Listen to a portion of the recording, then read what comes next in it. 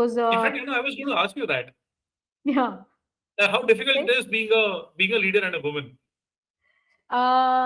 I think I realized that after some time back, when there has been some drastic changes at my personal level, at the family front, that I realized that we used to just say this, and we used to just maybe hear about it, that it's much more, little more difficult for women to manage house, and then at workplace and otherwise and stuff.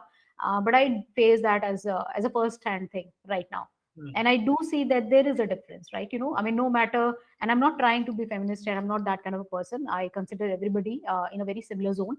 But I think as a woman, your challenges are a little more steep, Yes. because the expectations are, though the world is changing at a very, very rapid space, but still I think there is this kind of, which I mentioned in that health shots interview as well. It's not about what you're doing right now. It's all about the upbringing that you had, right? So a Hmm. lot of Hmm. things are preconceived in our mind, which Family will take support, upbringing. exactly, and it will take Hmm. generations to go. These are not Yeah. the things which can just go in a decade or two.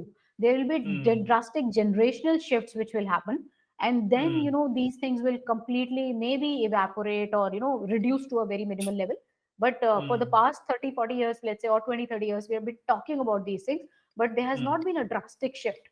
So I think that's Hmm. what I started to realize more, that that there is that.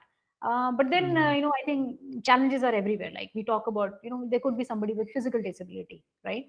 That Hmm. person is also Hmm. going through a challenge. So challenges could be in any capacity.